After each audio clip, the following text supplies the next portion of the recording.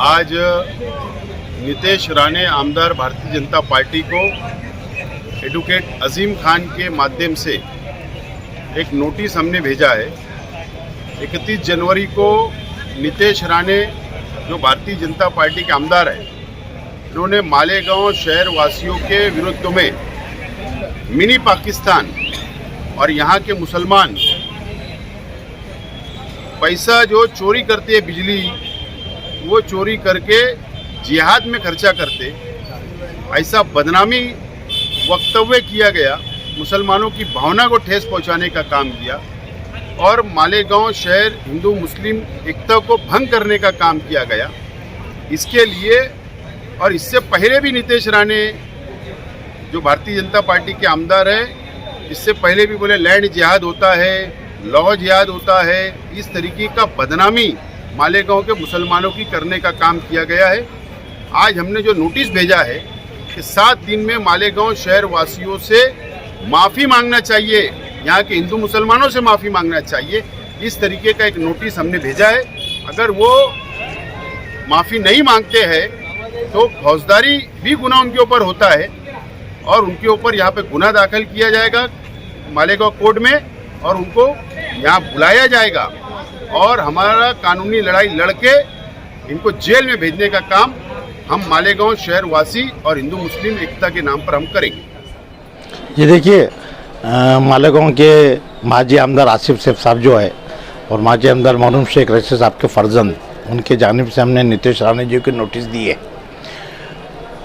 Notice देने की वजह ये है कि हाल ही में नितेश राणे का दौरा मालेगांव में हुआ था और उसके बाद में उन्होंने जी टीवी पे और कॉन्फ्रेंस लेके वीडियो कॉन्फ्रेंसिंग में सोशल मीडिया पे ऐसा तासुर दिए कि मालेगांव में जो एमएससीबी में चोरी हुई 300 करोड़ की, ये पूरी चोरी जो है ये मालेगांव के मुसलमान लोगों ने की है जो रहते हैं सेंट्रल एरिया में, और ये 300 करोड़ रुपए की जो चोरी हुई है उसका इस्तेमाल वो जिहादी बोल के है और मालेगांव के मिनी पाकिस्तान का, और मालेगांव के लोग जो है ये हिंदुओं को काटना चाहते हैं।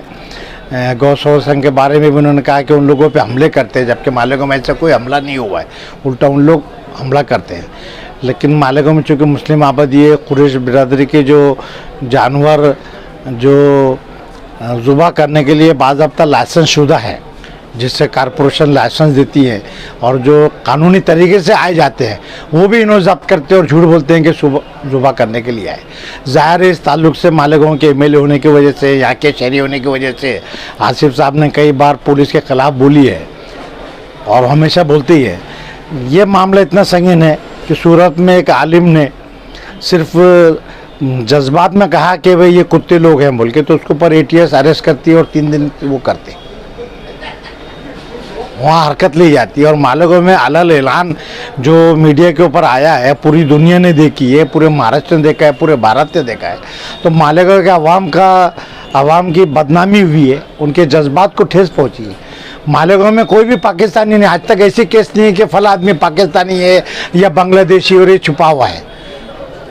आज़ादी के पहले से मालेगांव में लोग हैं, बल्कि यूपी बिहार से जो आए हुए हैं, साल से मालेगांव में बसे हुए हैं। मालेगांव पावरलूम की इंडस्ट्री है, यहाँ पे यूपी बिहार हर तरह के लोग यहाँ मौजूद हैं अच्छे, और अपनी मेहनत से कारोबार करते हैं और अपने मुल्क में पैसे भेजते हैं। पैदाशी से वो यहाँ पर वो है, कोई भी पाकिस्तान से कोई ताल्लुक़ नहीं। लेकिन तमाम मालेगांव के मुसलमान ये पाकिस्तानी है, ये मिनी पाकिस्तान है। और जिहाद किसको बोलते हैं? एक मजहबी फरीज़ा है वो। अब लव जिहाद बोल के सब मुसलमानों को बदनाम करने का जो जैसे यूपी बिहार में टारगेट है, लव जिहाद ये जिहाद, तो ख़ासतौर पे तमाम लोग जिहादी है बोले। तो अब क्या आसिफ साहब जिहादी है? क्या उनके वालिद जिहादी थे? क्या उनके भाई लोग जिहादी है? कि तमाम उलमा मालेगांव के जिहादी है? लेकिन क्या है कि हम लोग दरअसल कुछ एक्शन लेते नहीं हैं और मसलहत के तौर पे नहीं लेते हैं कि भाई हालत ख़राब है, नहीं होना चाहिए। लेकिन उसका ये मतलब नहीं है कि मुस्लिम कौम घबराती है या मुस्लिम लोग नामर्द है, मसलतन हम खामोश रहते हैं, उसका ये मतलब नहीं। इससे पहले भी आसिफ साहब ने शिकायत किए थे, हमेशा से तवेरा रहा हमारे वहाँ के ये गढ़ के ऊपर जो लोग जाते हैं तो उनको शरबत पानी पिलाया जाता है। 40-50 साल से रिवायत अपनी जगह पे, आज तक कभी कुछ नहीं हुआ। पिछले 2 साल से शिवसेना के जो मिनिस्टर है, उनका बच्चा, ये और भी कुछ लोग आते हैं और वो कोशिश करते हैं कि मालिकों में फसाद हो। पिछले दफ़ा भी ऐसी हुआ कि बिना वजह पथराव किया गया, मुसलमानों की दुकानों को लूटा गया, तब भी मसलतन कुछ नहीं किए, पुलिस ने कोई हरकत नहीं ली। जब बहुत ज़्यादा बोला गया, जब दबाव डाला गया एनसीपी का, आसिफ साहब का, रशीद साहब का, जब इन्होंने कहा, जब दबाव डाले तो फिर ऑफेंस रजिस्टर हुआ है। पुलिस इंतज़ामिया भी डर जाती है क्योंकि इस वक्त वो हुकूमत में है, उनका दबाव रहता है। अब ये पुलिस ने जैसी पाकिस्तानी बोले तो पुलिस का काम था नारायण राणे के ऊपर केस दाखिल करना चाहिए कि भाई हम लोग नीतीश राणे के ऊपर केस करना चाहिए। जो मीडिया ने दिए उनको मना करना चाहिए था कि भाई ये इंफॉर्मेशन टेक्नोलॉजी में मज़ा है, किसी के जज्बात तुम वो नहीं होना चाहिए। मोदी के खिलाफ कोई चीज़ आती है, प्राइम मिनिस्टर के खिलाफ, अमित शाह के खिलाफ, तो तुम वो एडमिन को पकड़ते हैं और तुम उनको ऊपर केस करते हैं। यहाँ पर ये एक मुस्लिम कौम को बोल रहे इसलिए कुछ नहीं किया।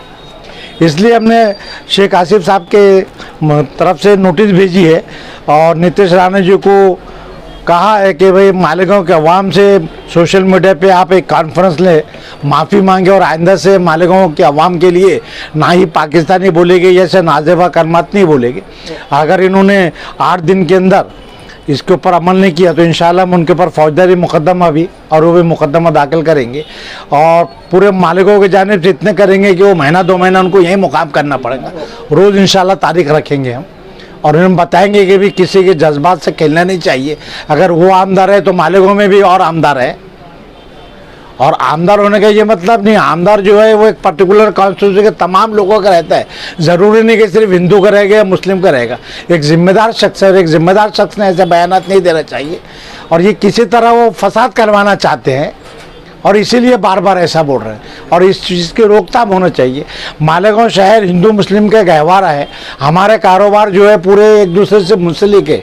मुस्लिम हिंदू एक दूसरे को लाजिम व मलजूम है और यहाँ पिछले 15 साल से माशाल्लाह कोई भी छोटा भी वाक़या नहीं हुआ जिसमें कोई मजहबी तनाव आया या हिंदू मुस्लिम में फसाद हुआ है।